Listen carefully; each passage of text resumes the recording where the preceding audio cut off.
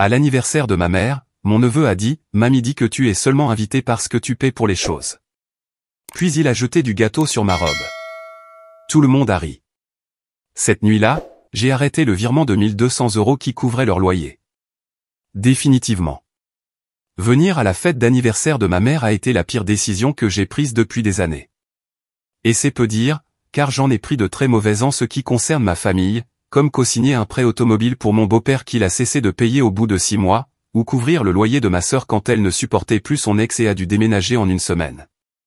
Mais celle-ci a tout dépassé. Tout a commencé 2 semaines plus tôt, lorsque ma mère m'a appelé alors que j'étais au travail. Elle ne m'a pas demandé comment j'allais, elle ne le fait jamais. Elle s'est lancée directement dans les plans d'anniversaire, disant qu'elle voulait faire quelque chose de simple et de doux à la maison. Son genre de simple signifiait que je couvrirais le coût du gâteau, du traiteur, des boissons, des décorations et, oui, de son loyer. J'ai dit que j'y réfléchirais. Elle a dit, oh, bien. J'ai déjà dit à tout le monde que tu t'en occuperais. C'était la fin de la conversation. J'aurais dû dire non. J'aurais vraiment dû. Mais quand on grandit en étant la personne fiable, celle qui réussit, celle qui ne crie pas, ne pleure pas et ne s'effondre pas, on s'habitue à avaler tranquillement les choses et à virer de l'argent en pilote automatique. Alors, je l'ai fait. J'ai acheté le gâteau qu'elle voulait, un gâteau Red Velvet personnalisé avec un glaçage au fromage à la crème, son préféré. J'ai commandé un traiteur au restaurant barbecue hors de prix qu'elle aimait, j'ai payé les boissons, et j'ai même réservé une location de fête pour les chaises pliantes dont elle insistait qu'elle n'avait pas besoin, jusqu'à ce qu'elle m'appelle 2 jours avant pour dire, en fait, si, j'en ai besoin. Puis elle m'a frappé avec le loyer, 1200 €. Juste ce mois-ci, ma chérie. J'ai eu une mauvaise passe. C'était toujours juste ce mois-ci, sauf que ce n'était jamais le cas. Le jour de la fête, j'ai enfilé une simple robe bleu marine et j'ai relevé mes cheveux, espérant au moins avoir l'air soigné, même si je me sentais comme un paillasson. Pendant tout le trajet, j'avais la poitrine serrée. Ce n'était pas de l'anxiété, c'était du ressentiment, du genre qui s'accumule si progressivement qu'on ne le remarque pas avant d'en être complètement rempli. Dès que je suis entré dans l'allée, j'ai su que j'avais fait une erreur. Il y avait déjà beaucoup trop de voitures à moitié garées sur la pelouse. La musique était forte. Le jardin ressemblait à une fête d'enfants dans une décharge, et la voix de ma mère résonnait dans la cour, riant assez fort pour que les voisins l'entendent. Je suis sorti et j'ai vu Tara avant qu'elle ne me voie. Elle portait une sorte de combinaison blanche fluide et des sandales à plateforme, debout près de la glacière comme si elle n'avait jamais entendu le mot au budget. Sa fille, Ali, était avec elle, l'air à la fois ennuyé et irrité, ce qui est un peu son expression par défaut ces jours-ci. Personne ne m'a salué. Pas vraiment. Quelques hochements de tête, un salut à demi enthousiaste d'un de mes cousins. Je suis passé devant un groupe de chaises de jardin où mon beau-père en était déjà à sa 2e ou 3e bière, parlant fort de politique à un adolescent de 15 ans. J'ai finalement trouvé ma mère près du barbecue, en train d'ouvrir des cadeaux. Elle m'a fait un grand sourire quand elle m'a vu, mais pas parce que j'étais là, parce qu'elle avait repéré le sac cadeau dans ma main. À l'intérieur se trouvait la tablette dont elle me parlait, de manière pas si subtile, depuis des mois. Elle l'a ouverte sur le champ, a fait semblant d'être surprise, puis est partie montrer à ses amis à quel point elle était intelligente, comme si c'était quelque chose qu'elle avait trouvé dans un vide-grenier au lieu de quelque chose que j'avais passé des heures à rechercher et payer plein pot. Je me suis assise à une table sous un de ces parasols délavés par le soleil, principalement pour reprendre mon souffle. J'étais là depuis 15 minutes, je n'avais pas reçu de remerciements et personne ne m'avait demandé comment j'allais. Juste au moment où je commençais à envisager de m'éclipser plus tôt, Ellie s'est approchée avec une énorme part de gâteau, glaçage rouge, couches épaisses, bien trop grandes pour sa minuscule assiette en carton. Elle m'a regardé droit dans les yeux et a dit, « Mamie dit que tu es seulement invité parce que tu paies pour les choses. » Puis elle a jeté le gâteau. Il m'a frappé en plein dans la poitrine, le glaçage rouge s'étalant sur le devant de ma robe et pénétrant dans le tissu. Pendant une seconde, je suis resté là, stupéfaite, puis j'ai entendu des rires. D'abord le sien, puis celui de quelqu'un d'autre, puis d'autres. Je me suis retourné et j'ai vu ma mère en train de rire. Elle a fait un geste de la main comme si c'était mignon. Tara n'a pas dit un mot. Elle n'a pas grondé Ellie. Elle n'a même pas regardé dans ma direction. Mon beau-père a levé sa bière comme pour porter un toast. Je suis simplement rentré à l'intérieur. La salle de bain était minuscule et sentait les vieilles bougies et la moisissure, mais c'était le seul endroit où je pouvais être seul. J'ai utilisé beaucoup d'essuie-tout et d'eau froide pour enlever le plus gros du glaçage. Peu importe, la robe était ruinée. Je me suis assise sur le bord de la baignoire, les mains sur mes genoux, et j'ai juste respiré. Je n'allais pas pleurer. J'en avais fini de pleurer à cause d'eux. Mais quelque chose en moi a changé, comme si un interrupteur avait été actionné. Quand je suis rentré chez moi ce soir-là, je n'ai appelé personne. Je n'ai pas envoyé de textos passifs-agressifs. Je n'ai pas essayé de les faire se sentir mal. J'ai simplement ouvert mon application bancaire, je suis allé dans mes virements récents et j'ai annulé le paiement de 1200 €. J'ai regardé l'écran un instant, puis j'ai cliqué sur bloquer le numéro de ma mère. Le lendemain matin, elle m'a appelé 4 fois. Je n'ai pas répondu. Plus tard dans la semaine, le propriétaire l'a appelé et, pour la première fois depuis des années, je ne me suis pas senti coupable. Je me suis senti libre. Le premier signe que les choses allaient dégénérer est apparu quelques heures seulement après que j'ai annulé le virement du loyer. Ma mère m'a envoyé un texto tôt le matin, comme si de rien n'était. Bonjour, ma chérie. Peux-tu vérifier le paiement du loyer? Je pense qu'il y a eu un problème. Elle faisait toujours ça, jouer l'idiote comme si c'était un malentendu innocent. Pas de sa faute. Jamais de sa faute. À l'heure du déjeuner, elle a laissé tomber le masque. Pourquoi le loyer n'est-il pas passé? Ce n'est pas drôle. J'ai déjà prévenu le propriétaire. Puis le chantage affectif a commencé. Tu sais que j'ai eu des difficultés. Je t'ai élevé. Je t'ai tout donné.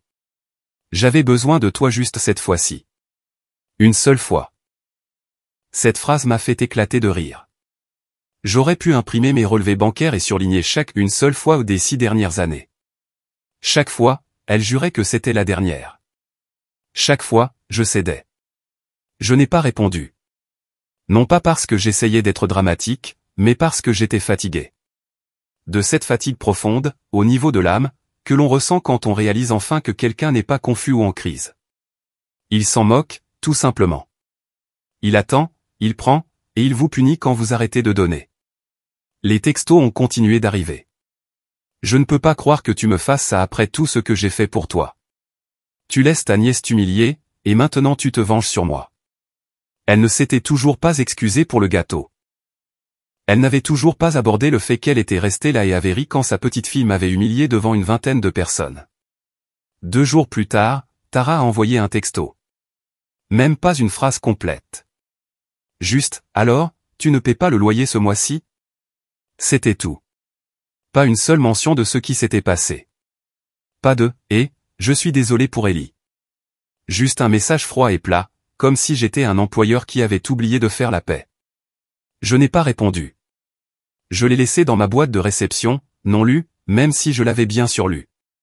Le 4e jour, j'ai reçu un appel d'un numéro inconnu. Je ne réponds généralement pas à cela, mais j'attendais un rappel de mon vétérinaire, alors j'ai décroché. C'était mon beau-père. Il a commencé de manière décontractée, comme si nous étions des amis qui prenaient des nouvelles, me demandant comment j'allais. Il a parlé du temps. Puis, sans transition, il est entré dans le vif du sujet. Ta mère est vraiment anéantie, Tammy. Tu la stresses au point de la rendre malade. Je n'ai rien dit. Tu dois faire ce qu'il faut pour elle. C'est ta mère. Elle t'a donné la vie. Cette phrase stupide, lourde et manipulatrice, la même que ma mère utilisait toujours quand elle voulait que j'ignore mes limites. Comme si m'avoir mise au monde dans un hôpital il y a près de 35 ans lui donnait un laissez-passer permanent pour me ruiner émotionnellement. Il a continué, disant que ma mère n'avait pas mangé, qu'elle pleurait, qu'elle était humiliée parce qu'elle avait dû demander une prolongation au propriétaire, comme si c'était de ma faute. Elle ne méritait pas ça, a-t-il dit. Et c'est là que j'ai ri. Pas à voix haute, mais intérieurement. C'était le genre de rire que l'on a quand quelque chose fait enfin tilt. Comme quand on se rend compte que le jeu a été truqué depuis le début et qu'on a joué franc jeu pour rien. J'ai raccroché. Pas d'au revoir, pas d'explication. J'ai simplement mis fin à l'appel et j'ai bloqué son numéro sans sourciller. 2 heures plus tard, ma mère s'est présentée à mon appartement. Je vis dans un immeuble sécurisé, donc elle a dû suivre quelqu'un ou attendre près de la porte d'entrée jusqu'à ce que quelqu'un l'ouvre. Je l'ai vue à travers le Judas, vêtue d'un châle à fleurs et arborant un visage maladif, comme si elle était une veuve victorienne. Elle a frappé pendant 15 minutes, alternant entre des coups polis et des coups forts. À un moment donné, elle a crié mon nom. Je n'ai pas ouvert la porte. Je n'ai même pas bougé. Je suis resté là, en silence complet, l'écoutant exiger l'entrée dans une vie qu'elle n'avait jamais respectée. Elle est finalement partie. J'ai pensé que, peut-être, enfin, ça s'arrêterait, mais ensuite elle a rendu l'affaire publique. Un ami m'a envoyé une capture d'écran d'un groupe Facebook local. Ma mère avait publié une histoire larmoyante, quelque chose sur le fait d'être abandonnée par un membre de la famille en qui elle avait confiance et de faire face à une expulsion à cause d'une trahison. Elle ne m'a pas nommé directement, mais elle n'en avait pas besoin. Tous ceux qui nous connaissaient savaient de qui elle parlait. Dans les commentaires, les gens lui ont offert leur sympathie. Une femme a même dit qu'elle allait prier pour elle. Une autre a demandé, est-ce la fille qui travaille dans la technologie? Et c'est là que j'ai réalisé jusqu'où elle était prête à aller. Elle ne se souciait pas de laver notre linge sale en public. Elle ne se souciait pas de brûler les ponts. Il voulait juste gagner. Je n'ai pas répondu à la publication. Je ne l'ai pas dénoncé ni publié de preuves. J'ai simplement observé le déroulement des événements. En silence, en supprimant toute personne qui me le partageait. Laissons-la construire son fantasme. Mais le silence n'a pas duré. Environ une semaine après la fête, mon téléphone a sonné. C'était Tara. J'ai failli ne pas répondre, mais quelque chose m'a dit de décrocher. Elle n'avait pas l'air en colère. Elle avait l'air fatiguée. Elle a dit qu'Ellie demandait où j'étais, pourquoi je n'étais pas venu, pourquoi je n'appelais plus.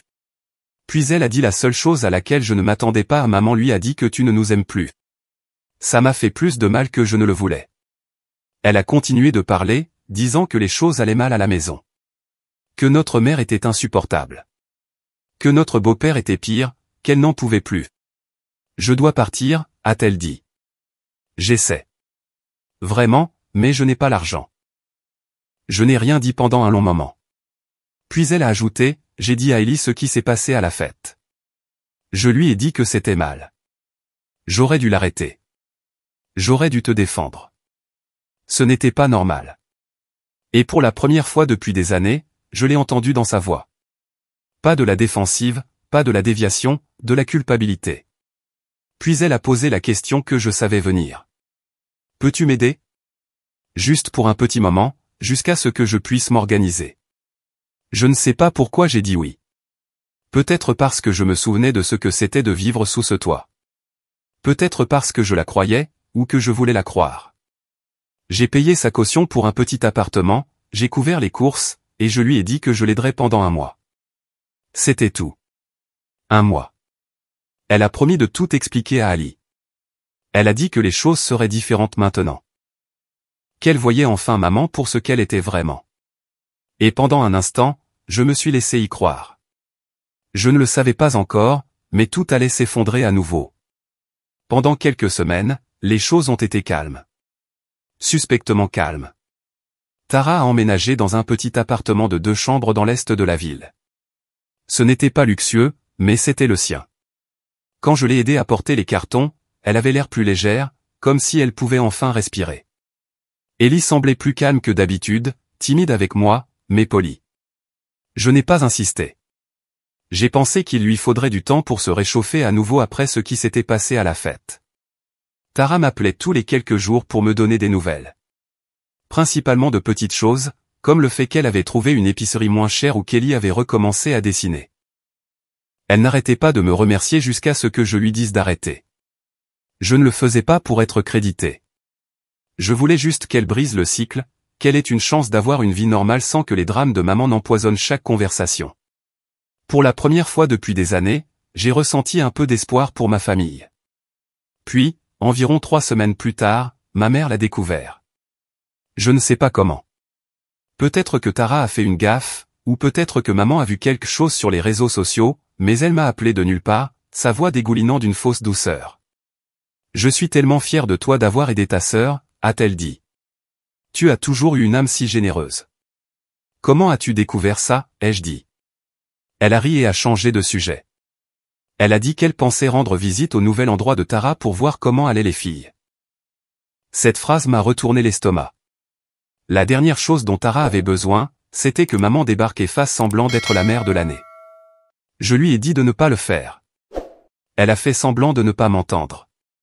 Quelques jours plus tard, Tara a appelé, et j'ai su que quelque chose n'allait pas dès la seconde où elle a parlé. Elle est venue, a-t-elle dit. Elle est juste arrivée. Elle est entrée comme si elle était chez elle. Elle a commencé à fouiller dans mon frigo, à demander qui avait payé quoi. Ellie était juste là. C'était humiliant. Apparemment, maman avait fait une scène de culpabilisation en règle, disant à Ellie que je devais à sa grand-mère, que la seule raison pour laquelle Tara avait cet appartement, c'était parce que j'avais finalement décidé de faire ce qu'il fallait. Puis elle a accusé Tara de me monter contre elle. Tara m'a dit qu'elle l'avait mise dehors au bout de 20 minutes. Je ne savais pas si je devais être fière ou furieuse. Quelques jours après, j'ai remarqué un débit de 2000 € sur ma carte de crédit, provenant d'un magasin du quartier de ma mère. C'était elle. Au début, j'ai cru à une fraude.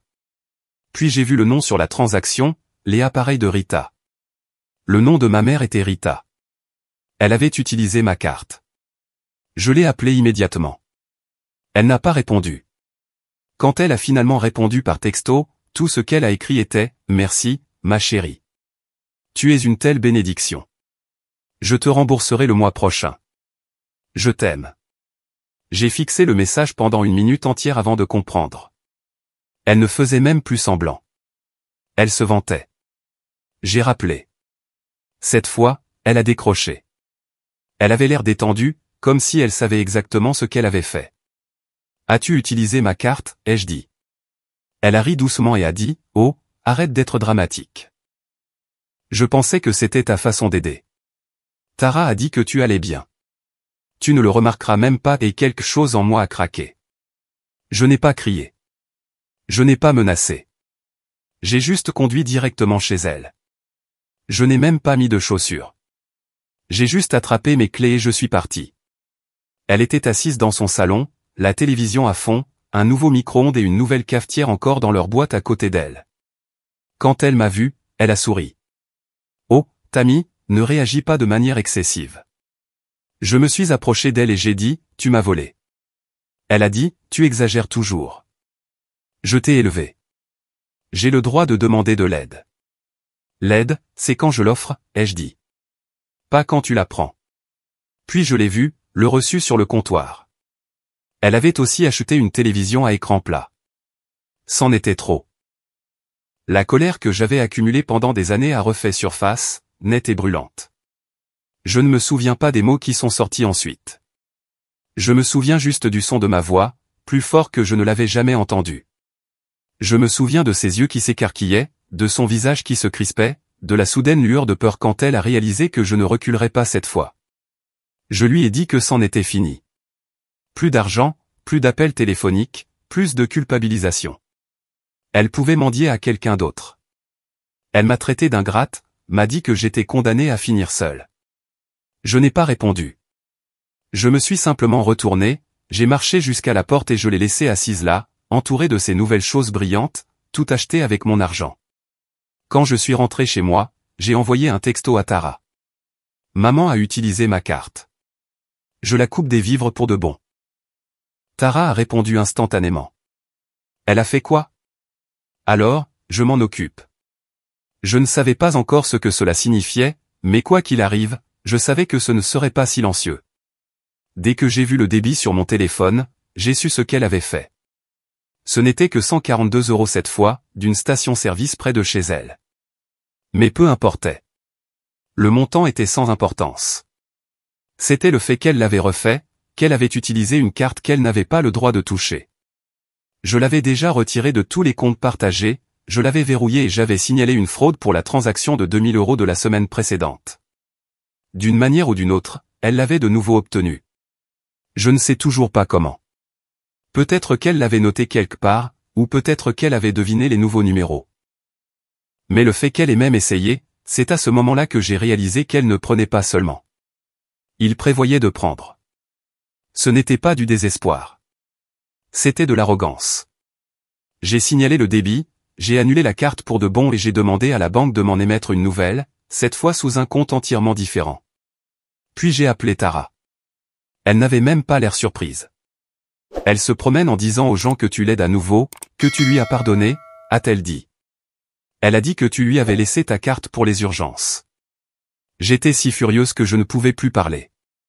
C'était au-delà de la manipulation maintenant. C'était de la fraude, et elle ne s'en cachait même pas. Cette nuit-là, je suis retourné chez elle en voiture, non pas pour parler, ni pour demander, ni pour raisonner. Je voulais juste que ça se termine. Quand je suis arrivé, la lumière du Porsche était allumée et les boîtes de sa petite virée shopping étaient toujours empilées dans le salon. Elle était à la table de la cuisine, faisant défiler son téléphone avec un Coca Light devant elle, comme si tout était parfaitement normal. Quand elle a levé les yeux, elle a souri. « Oh, Tammy, avant que tu ne dises quoi que ce soit. » Je ne l'ai pas laissé finir. Je suis allé droit vers elle, je lui ai arraché le téléphone des mains et j'ai ouvert ses textos. Juste là, bien en évidence, se trouvaient des captures d'écran qu'elle avait envoyées à l'une de nos tantes. Elle se vantait de s'être réintroduite et que j'avais appris ma leçon. L'un des messages disait littéralement « Il faut toujours les laisser piquer leur crise. » Ensuite, attendez. Ils reviennent en rampant. Elle m'a vu le lire. Elle a tendu la main vers le téléphone. J'ai reculé. Puis elle a dit quelque chose de si suffisant, de si incroyablement audacieux, que cela ne semblait pas réel. Je pensais que tu serais fier. Tu as toujours voulu que j'apprenne à me débrouiller seul. Quelque chose en moi a craqué. Pas de manière dramatique, juste de manière nette, silencieuse, définitive. Je me suis approché d'elle, je l'ai saisie par la coudoir du fauteuil où elle était assise et j'ai tiré juste assez fort pour la faire trébucher. Elle s'est levée, furieuse, et a commencé à crier que j'étais folle, ingrate, abusive. Je l'ai attrapée par les cheveux, pas fort, juste assez pour attirer son attention, assez pour lui faire savoir que je ne jouais plus. Elle a crié, a reculé, m'a poussé, et je l'ai repoussé. Elle a heurté le comptoir et a fait tomber son téléphone. C'était la première fois de ma vie que je levais la main sur elle. Et je n'en suis pas fier, mais je ne le regrette pas non plus. Elle est restée là, figée, une main sur le comptoir, l'autre dans ses cheveux, comme si elle n'arrivait pas à croire que je l'avais réellement touchée. Je n'ai pas crié. Je n'ai pas pleuré. J'ai juste dit, c'est fini. Hors de ma vie, hors de mes comptes, hors de mon avenir. Et puis, calmement, je lui ai dit ce que j'avais déjà fait. J'avais parlé à son propriétaire. Je lui avais dit que je ne paierais plus, qu'elle utilisait mon nom. Il avait été compréhensif. Apparemment, je n'étais pas le premier parent qu'elle avait mis dans l'embarras. Elle avait 10 jours pour partir. Elle n'a rien dit. Pas un seul mot. Elle m'a juste regardé comme si j'avais retourné le scénario et qu'elle ne connaissait plus sa prochaine réplique. Je suis sorti et j'ai laissé la porte ouverte derrière moi. Les jours suivants ont été calmes, presque trop calmes. Puis un matin, quelqu'un a sonné à mon appartement. Quand j'ai ouvert la porte, j'ai vu Tara tenant une enveloppe et un sac de sport. Derrière elle se trouvait Ellie, et derrière elle, ma mère. Elle se tenait là, sur le trottoir, avec une valise, portant des lunettes de soleil, sans maquillage, et ce même maudit châle à fleurs qu'elle utilisait toujours quand elle voulait avoir l'air fragile. J'ai regardé Tara. Elle m'a tendu l'enveloppe. Elle a vendu la télé, le micro-ondes, le stupide mixeur qu'elle a acheté. Avec ta carte, voici ce qu'il reste. C'était de l'argent liquide. Des billets froissés. Je les ai comptés plus tard. 478 €. Loin de ce qu'elle me devait, mais honnêtement, c'était plus que ce que j'aurais jamais espéré voir. Puis Tara a dit quelque chose qui m'a prise au dépourvu. Je lui ai dit de dire au revoir. J'ai cligné des yeux. Tara s'est tournée vers elle, les bras croisés. Vas-y, ma mère s'est avancée un peu. Je vais dans l'Ohio, a-t-elle dit, chez tante Cheryl. Je n'ai rien dit. Elle a ajouté, je crois que j'ai trop poussé. Je n'ai toujours pas répondu. J'ai juste regardé Ellie. Elle tenait un classeur en plastique avec des papiers d'école. Elle n'a rien dit, mais en regardant de plus près, j'ai vu quelque chose sur le devant. Un dessin. Moi, elle et Tara, toutes souriantes. Pas de grand-mère en vue. Puis, de manière tout à fait inattendue, Ellie s'est approchée de moi et m'a serré autour de la taille. Je suis désolé pour le gâteau, a-t-elle dit. Je ne savais pas. J'ai juste pensé que ça ferait rire grand-mère. Je me suis agenouillé et je lui ai dit que je lui pardonnais, que rien de tout cela n'était de sa faute. Elle a hoché la tête. Maman m'a tout raconté, a-t-elle dit. On n'est pas obligé de rire quand quelqu'un se fait mal, juste parce que quelqu'un d'autre nous le dit. Et c'est là que j'ai eu un déclic. Peut-être que pendant tout ce temps, j'avais cru perdre une famille, mais la vérité, c'est que j'en gagnais enfin une vraie. Plus petite, mais honnête. J'ai regardé Tara et Ellie accompagner ma mère à son covoiturage. Elle ne s'est pas retournée, pas une seule fois. Et pour la première fois de toute ma vie, je me fichais de savoir si elle le ferait un jour. Environ 2 semaines après le départ de ma mère pour l'Ohio, j'ai reçu un message vocal. Pas d'avertissement, pas d'appel manqué auparavant, juste un message calme et bref qui attendait dans ma boîte de réception. C'était sa voix. Pas de fausse douceur cette fois. Pas de drame, pas de tout pour attirer la pitié. Je suis dans l'Ohio. Chez Cheryl, c'est petit. Elle n'est pas comme toi. Elle me fait laver mes propres vêtements. Je dors sur le canapé lit. Je voulais juste que tu saches que je vais bien, c'est tout. Il avait l'air de quelqu'un qui venait d'apprendre ce que signifiaient les conséquences. Je n'ai pas rappelé. J'ai transféré le message vocal à Tara et je l'ai supprimé sans même sauvegarder l'audio. Et puis, pour la première fois de ma vie d'adulte, peut-être, tout est devenu silencieux. Pas de frais surprise sur ma carte. Pas de texto culpabilisant, pas de statut cryptique sur la trahison ou l'abandon. C'était étrange, comme le calme après un ouragan. Le genre de silence qui vous fait penser que la tempête pourrait revenir. Sauf que cette fois, ce n'est pas arrivé. Tara avait pris le coup de main à son travail. Un travail administratif à temps partiel dans un cabinet dentaire. Pas glamour, mais stable. C'était à 5 pâtés de maison de l'école d'Ellie, et elle allait au travail à pied la plupart des matins, avec un café qu'elle avait préparé elle-même. Pas de Starbucks, pas quelque chose pour lequel elle m'avait supplié de lui envoyer de l'argent. Du vrai café, gagné. Rien que ça m'a étrangement ému. Elle m'a envoyé un texto un jeudi soir, j'ai reçu mon premier salaire complet, j'ai payé le loyer sans demander d'aide. Ça fait bizarre. Bien. Bizarre, ai-je répondu, fier de toi. Vraiment, a-t-elle répondu par texto avec un seul emoji en pleurs, puis j'en ai aussi profité pour acheter de vrais cahiers à Ellie, pas ceux du magasin à 1 euro. Elle était tellement excitée. Ça m'a beaucoup touché. Je me suis souvenu des cahiers que nous avions quand nous étions petites, dont les couvertures se décollaient déjà en octobre, les pages si fines qu'on pouvait voir à travers. Quelques jours plus tard, Tara m'a invité à dîner. Ellie a fait des spaghettis et a insisté pour mettre la table toute seule. Elle a même plié les serviettes en d'étranges formes de triangles comme elle l'avait vu dans un restaurant. Au milieu du dîner, Ellie s'est levée, est allée à son sac à dos et m'a tendu un papier. C'était un dessin d'école. 3 personnes se tenant la main avec des petits cœurs dessinés au-dessus de chacune. Moi, Tara et Ellie. J'ai souri et j'ai dit que c'était magnifique. Elle a dit, c'est nous maintenant. J'ai dit à ma maîtresse, nous sommes une famille triangle parce que les triangles sont solides. Tara a eu les larmes aux yeux en entendant ça, discrètement. Elle n'a rien dit pendant un moment. Puis elle l'a fait. Tu sais ce que maman me disait quand je pleurais, a-t-elle demandé. Elle disait, les larmes ne paient pas le loyer. J'ai hoché la tête.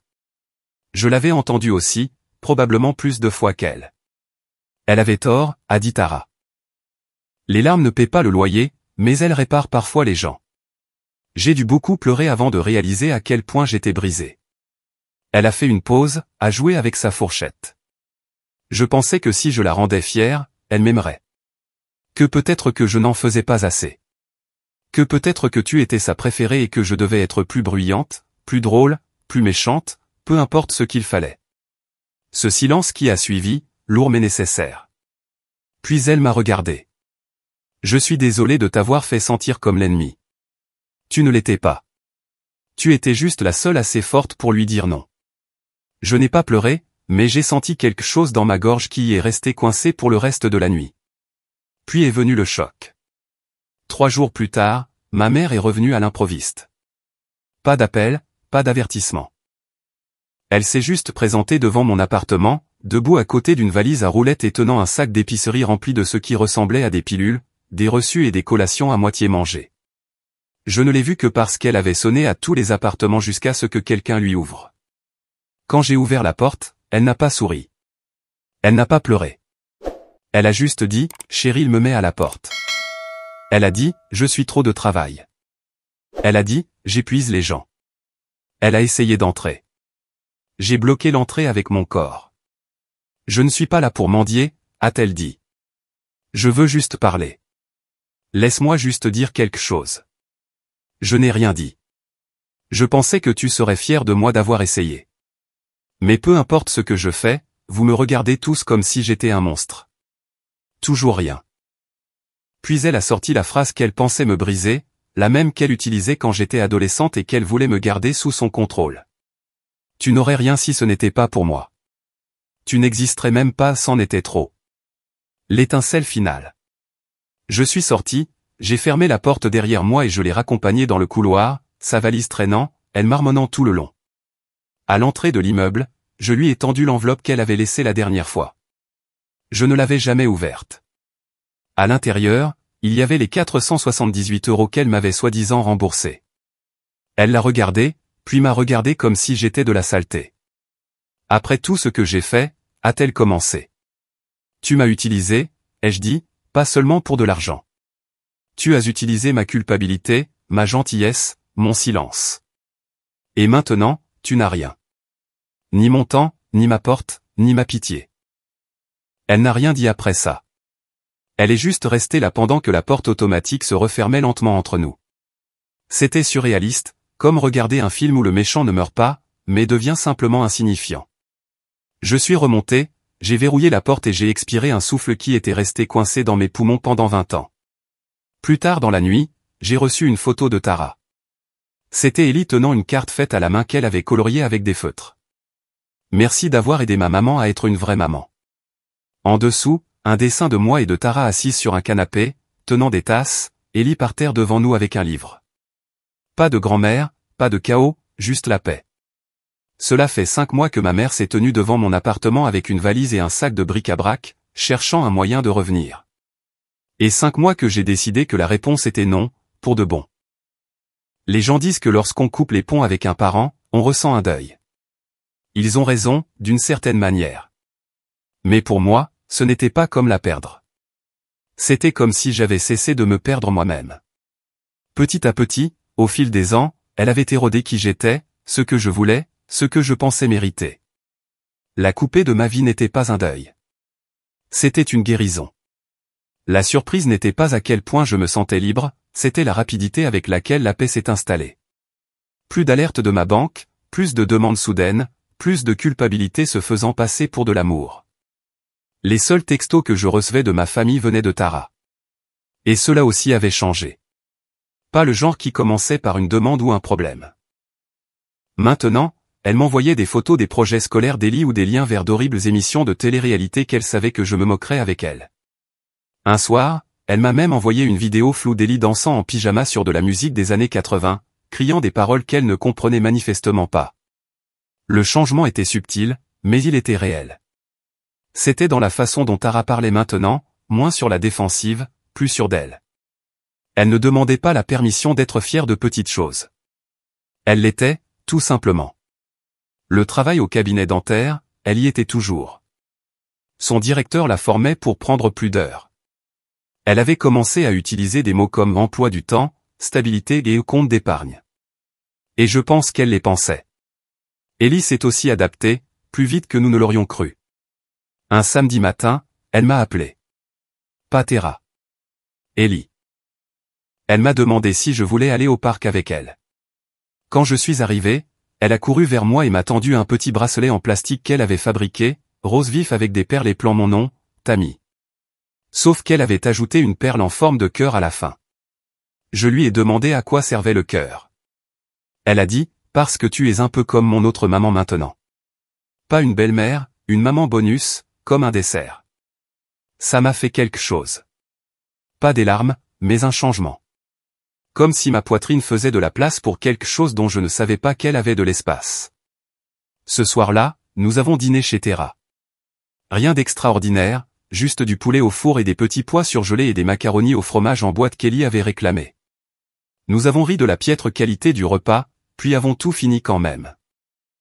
Après qu'Ellie soit allée se coucher, Tara et moi sommes restés debout, assises par terre dans le salon avec des tasses de thé, la télévision toujours allumée en arrière-plan. De nulle part, elle a dit, je n'ai plus de nouvelles d'elle depuis qu'elle a quitté la ville. Je n'ai pas eu besoin de demander de qui elle parlait. Elle a appelé tante Cheryl, a ajouté Tara, en laissant des messages vocaux. Cheryl ne répond pas. Je pense que maman a compris qu'il ne lui reste plus personne. Cette partie m'a un peu surprise. Non pas qu'elle soit seule, mais qu'elle le sache. J'ai toujours pensé qu'elle passerait simplement à la personne suivante, mais peut-être qu'elle était enfin arrivée au bout de la liste. Tara a continué de parler. Tu penses qu'elle a compris maintenant?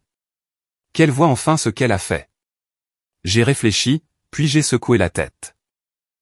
Elle pense probablement juste qu'elle a appuyé sur les mauvais boutons, pas que les boutons n'étaient jamais les siens. Elle a hoché la tête, silencieuse, puis a dit. Je pense qu'une partie de moi voulait encore qu'elle appelle et s'excuse, juste une fois, mais même ça, je n'en ai plus besoin comme avant. C'était le vrai moment. Pas une dispute dramatique, ni une dépression, ni une ligne dans le sable. Juste deux femmes adultes assises dans un petit appartement, réalisant qu'elles ne devaient plus à personne le poids d'être les filles de quelqu'un qui n'avait jamais agi comme une mère. Une semaine plus tard, l'école d'Ellie organisait une soirée familiale. Bricolage, musique, collation, le mélange chaotique habituel. Ils encourageaient les enfants à amener toute personne qu'ils considéraient comme faisant partie de leur famille. Quand nous sommes entrés ensemble, Ellie m'a présenté à son professeur comme la sœur de ma mère et mon adulte bonus. Nous avons fait des marque-pages en papier de construction sur une table collante, renversé du jus sur nos chaussures, et regardé une interprétation de You Are My Sunshine si fausse que c'en était en quelque sorte parfait. Après, Tara m'a tendu un morceau de papier de cahier plié. Ellie a fait quelque chose.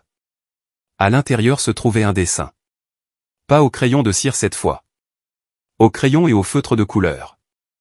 Nous étions à nouveau toutes les trois, sauf que maintenant, nous n'étions plus des bonshommes allumettes. Il y avait plus de détails.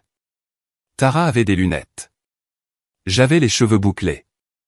Ellie nous tenait toutes les deux par la main. Au-dessus de nous, en cursive tremblante, il était écrit « Nous sommes notre propre genre de famille ». Je l'ai scotché à l'intérieur de mon placard de cuisine. Il y est toujours. Je le vois tous les matins quand je prends ma tasse de café. Et tous les matins, il me rappelle qu'on n'a pas toujours la famille avec laquelle on est né.